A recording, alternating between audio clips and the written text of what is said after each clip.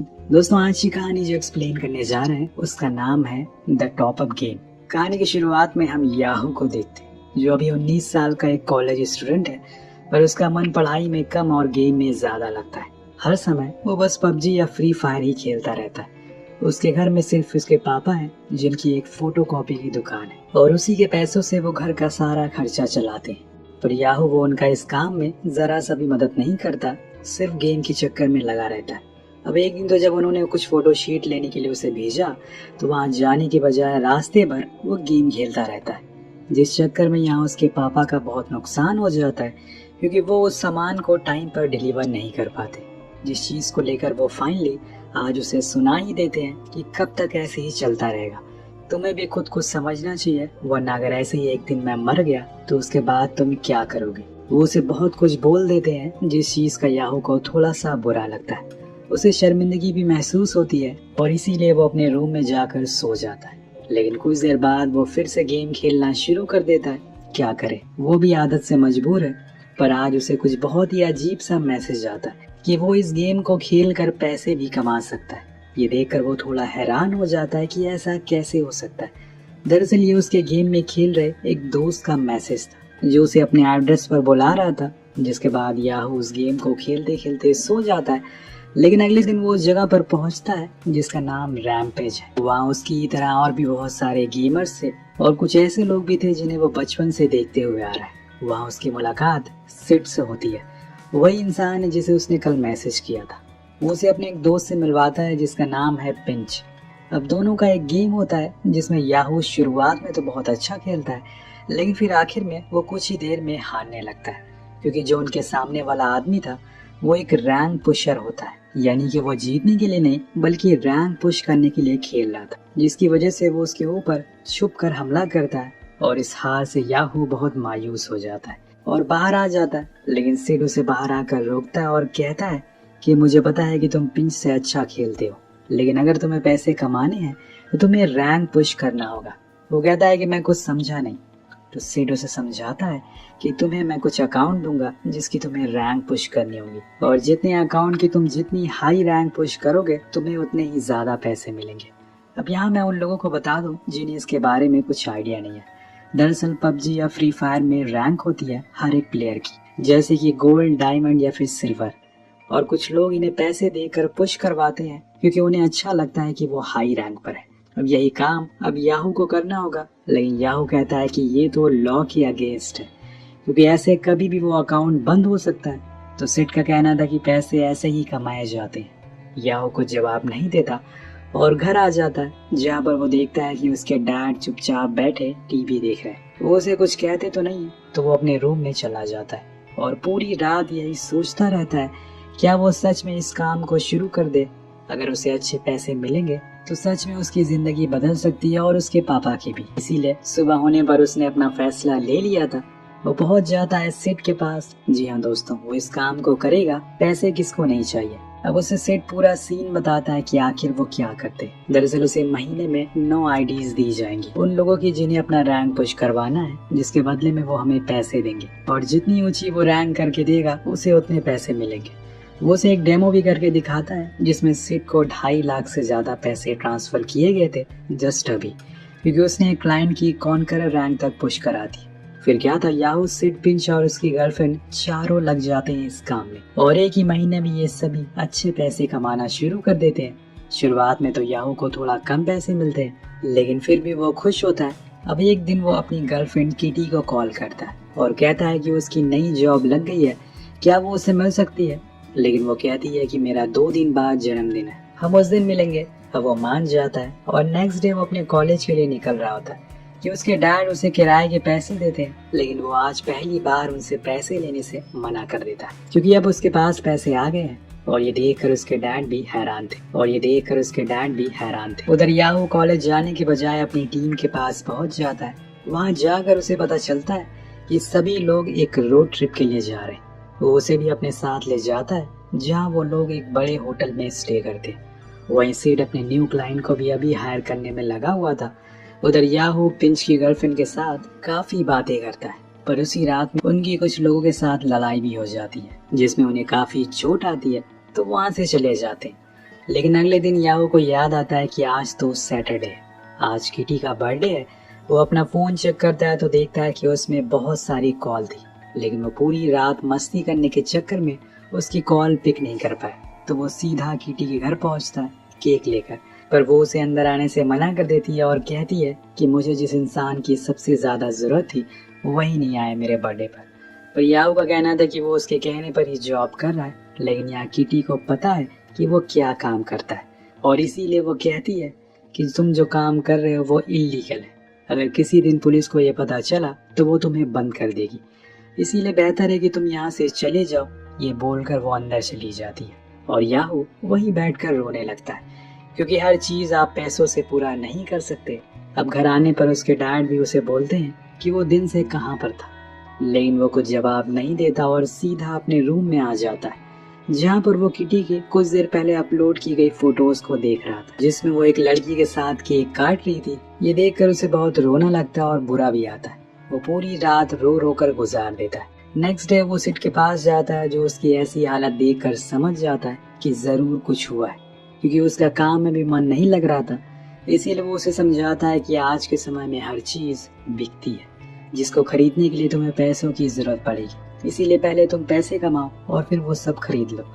Yahoo को समझ आ गया और इसीलिए वो अपना उस दिन का काम खत्म करके घर लौटता है तो देखता है कि उसके डैड गिरे पड़े हैं। वो फौरन उन्हें हॉस्पिटल लेकर जाता है, जहाँ उसे पता चलता है कि उन्हें दिल का दौरा आया हुआ है, उसका उन्हें जल्दी से इलाज कराना होगा। लेकिन उसके डैड मना कर देते हैं क्योंकि उन्हें पता है कि उनके पास पैसे नहीं है। लेकिन तभी वो देखते हैं कि याहू ने सभी हॉस्पिटल बिल पे कर दिया, जिस चीज को देखकर वो हैरान थे, उसके पास इतने पैसे कहाँ से आए। तब याहू उन्हें सब कुछ बता देता है और कहता है कि उसने अपनी हुनर के जरिए पैसे कमाए, इसमें कोई गलत नहीं है।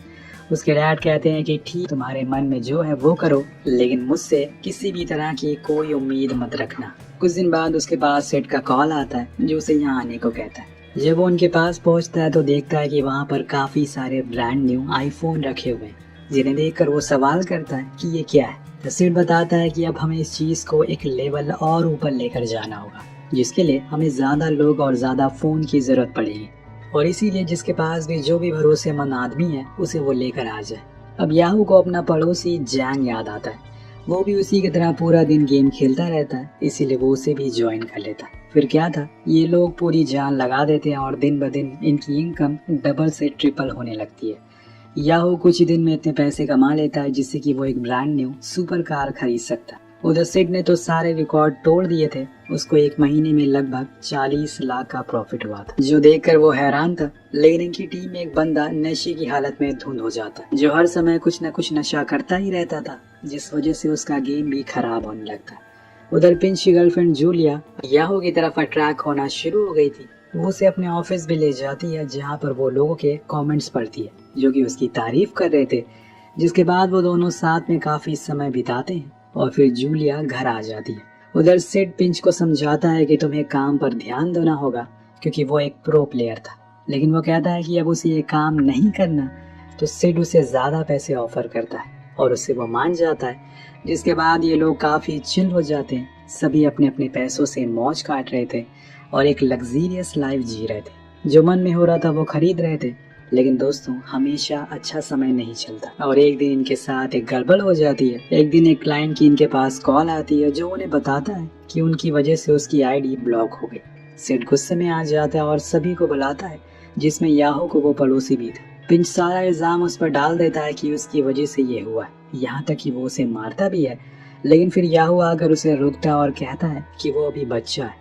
तब सिड को याद आता है कि वो आईडी तो खुद पिंच ने हैंडल करी थी, इसीलिए वो उसे डांटता है, जो बात उसे पसंद नहीं आती। वो उस काम को छोड़कर चला जाता है, लेकिन वो क्लाइंट सेम उसी आईडी की डिमांड कर रहा था, वो भी उसी रैंक के साथ, जो इतनी जल्दी बनाना आसान नहीं। इसीलिए सिड याहू की आईडी उसे दे देता है, जो चीज उसे अच्छी नहीं लगती, क्योंकि उसने इस पर कई सालों से काम किया है और आज वो किसी और की हो गई। लेकिन वो कुछ बोल भी नहीं सकता। वहीं सिड ने उसके पड़ोसी को भी काम से निकाल दिया है, क्योंकि अभी वो बच्चा है।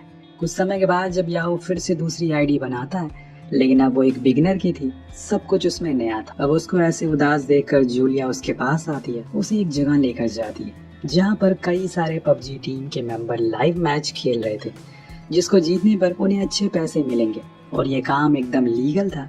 याहू उन टीम को देखकर कुछ सोचने लगता है और कुछ देर तक कुछ नहीं बोलता, जिसके बाद वो दोनों घर आ जाते हैं, जहाँ पर याहू पहली बार जूलिया के साथ इंटीमेट होता है। लेकिन अब उसे अपनी जिंदगी में बड़ा करना है, बहुत हो गया ये छोटे काम। इसीलिए वो इनिंग शार्क नाम की टीम के पास पहुंचता है बिना किसी को बताए। वहाँ उसने ज्वाइनिंग का फॉर्म भी भर दिया था। वहीं दूसरी ओर सिड के पास लगातार काम आया जा रहा था, लेकिन अब उसके पास लोग कम हैं, इसीलिए वर्क काफी स्लो हो गया है और उसे पैसे भी चाहिए। इसी दौरान वो पिंच की आईडी खोलता है और देखता है कि वो रैंक पुश करने वाला काम अब खुद की टीम बनाकर कर रहा है। मतलब वो उसे धोखा दे रहा है, जिस चीज को देखकर उसका खून खौल जाता है। वो सीधा पहुंचता है उसके अड्डे पर, जहाँ पर वो उसका कॉलर पकड़ते हुए कहता है कि तुम मुझसे ही काम सीख कर आज मेरे ही क्लाइंट को अपनी ओर कर रहे हो, ये चीज बंद कर दो वरना बहुत बुरा होगा। अब सीन शिफ्ट होता और हम याओ को देखते हैं जो हॉस्पिटल में था, क्योंकि उसके डैड की तबीयत फिर से बिगड़ गई है। वो अब क्या करे उसे कुछ समझ नहीं आ रहा है। डॉक्टर बताते हैं कि उसके पास 2 हफ्ते का समय है, तब तक अगर ऑपरेशन नहीं हुआ तो उनकी जान भी जा सकती है। और अब याहू के पास जो पैसे थे वो भी खर्च हो चुके हैं। याहू उनसे पूछता है कि इसमें कितने पैसे लगेंगे, तो वो बताते हैं कि लगभग 13 लाख। ये सुनकर वो हैरान हो जाता है कि इतने पैसे वो कहाँ से लेकर आएगा। वेल अब नेक्स्ट डे उसके पास वो इनिंग शार्क वालों का कॉल आता है, जो उसे बताते हैं कि उसे ट्रेनिंग के लिए सेलेक्ट किया गया, जिसके लिए उसे यहाँ आना होगा। अब याहू चला जाता है, लेकिन वहाँ जाकर वो फोन में देखता है तो पता चलता है कि पिंच का एक्सीडेंट हो गया। उसकी हालत क्रिटिकल है और ये एक्सीडेंट किसी और ने नहीं बल्कि याहू के पड़ोसी उस बच्चे ने करवाए। जी हाँ दोस्तों, वो भले ही छोटा है लेकिन उसके कॉन्टैक्ट बहुत बड़े बड़े लोगों से।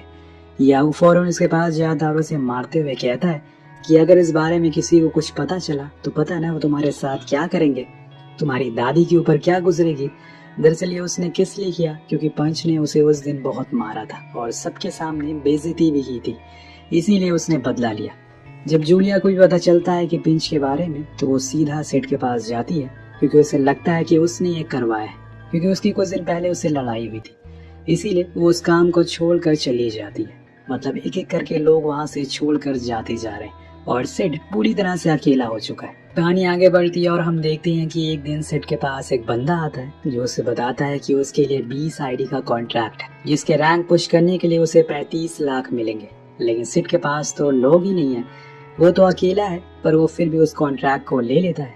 अब उसी रात उसके पास याहू आता है और कहता है कि उसे कुछ पैसे चाहिए अपने डैड के लिए। तब वो उसे उस कॉन्ट्रैक्ट के बारे में बताता है और कहता है कि हम दोनों इसे पूरा कर देते हैं 3 दिन में, जिसके बाद दोनों आधा आधा बांट लेंगे। अब याहू मान जाता है और काम पर लग जाता है। लेकिन दोस्तों ये चीज इतनी आसान नहीं थी, क्योंकि हर आईडी को कुछ घंटों में कॉन्करर पर लाना नामुमकिन है। लेकिन याहू अपनी पूरी जान लगा देता है। उधर सिड देखता है कि उसका ग्राफ अब तेजी से नीचे जाता जा रहा है, सारे क्लाइंट अब खत्म होते जा रहे हैं। इसी गुस्से में वो अपनी टीम मेंबर जूलिया के एक प्राइवेट वीडियो को लीक कर देता है, क्योंकि वो उसे ऐसे छोड़कर चली गई थी। जब इस चीज की खबर बाहर लोगों को पता लगती है तो सभी उसका मजाक बनाते हैं, जिससे जूलिया ट्रॉमे में चली जाती है और खुद को कई दिनों तक रूम में बंद कर लेती है। इधर इन दोनों ने जैसे तैसे करके उस टास्क को पूरा कर लिया था, जिसके बाद याहू उसके पास जाता है अपने पैसे लेने के लिए। लेकिन वो उसे कहता है कि तुम्हें कुछ और आईडी पुश करनी होगी, उसके बाद ही पूरे पैसे मिलेंगे। जिस चीज को सुनकर वो बहुत गुस्से में आ जाता है। मतलब उसने काम करवा लिया लेकिन पैसे नहीं दे रहा है और अभी उसे पैसों की सख्त जरूरत है। इसीलिए वो जूलिया से मिलने जाता है, जिसे अपना पूरा लुक ही चेंज कर लिया था। उसकी वजह से वो उसे बताती है कि ये सब सिड का करा हुआ है, उसने मेरी एक वीडियो लीक कर दी, जिसके बाद मुझे ये कदम उठाना पड़ा। फिर अब जब उसे याहू के डैड के बारे में पता चलता है तो वो उसे अपने कमाए हुए पैसे दे देती है, क्योंकि अब इन चीजों से दूर होना चाहती है। उन्हीं पैसों को लेकर वो हॉस्पिटल चला जाता है और अपने डैड को बताता है उसने बिल पे कर दिया है। कहानी आगे बढ़ती है और 2 दिन बाद जब हम सिड को एक बार में देखते हैं तो वहाँ पर टीवी न्यूज आ रही होती है कि जो गेम डेवलपर थे उन्हें पता चल चुका है कि कुछ लोग इसका मिसयूज कर रहे हैं। तभी सिड के पास कॉल आती है, क्लाइंट की आईडी ब्लॉक हो गई है और इसी समय टीवी पर सिड की फोटो भी शो होने लगती है। ये काम किसी और ने नहीं बल्कि जूलिया ने किया था। उसने ही पुलिस को सब कुछ बताया था, लेकिन अपनी आइडेंटिटी छुपाकर। अब सिड वहाँ से भागना शुरू करता है, लेकिन कुछ लोग उसे पकड़ लेते हैं, क्योंकि उन्होंने लाखों रुपए इस गेम में सिड ने लगाए थे और जो कि अब सारे पैसे डूब चुके हैं। इन चीजों का वो मास्टरमाइंड होता है, इसीलिए सारा कसूर उस पर जाता है। अब सभी उसे बहुत मारते हैं और फिर पुलिस भी उसे पकड़ कर ले जाती है। वहीं जूलिया अब दूसरे शहर शिफ्ट हो चुकी है। इधर जब याहू को पता चलता है कि ये काम बंद हो चुका है तो वो फाइनली अपने डैड की शॉप पर हाथ बटाना शुरू कर देता है। लेकिन उसके दिल में अभी भी कहीं न कहीं वो सपना है कि एक दिन उसे पबजी का एक बहुत बड़ा प्लेयर बनना है। पर यहाँ एक और बंदे के कंधों की जिम्मेदारियों ने उसके सपनों को खत्म कर दिया। वो फिर वहीं लौट आया जहाँ से वो सालों पहले उसने शुरुआत की थी। वही पिंच भी अब ठीक हो गया है, लेकिन अब सब कुछ खत्म हो गया है। उसकी गर्लफ्रेंड चली गई है, पैसे चले गए, दोस्त भी चले गए। हालांकि कई साल बाद उसे एक दिन सेट दिखाई तो देता है, लेकिन वो बिना बात करे वहां से चला जाता है। और इसी तरह एक गलत काम ने सारे दोस्तों की जिंदगी बर्बाद कर दी। इसी के साथ ये कहानी यहीं खत्म हो जाती है। तो दोस्तों, आपका फेवरेट गेम कौन सा है नीचे कमेंट करके जरूर बताएगा। मिलते हैं अगले वीडियो में। Thank you so much watching.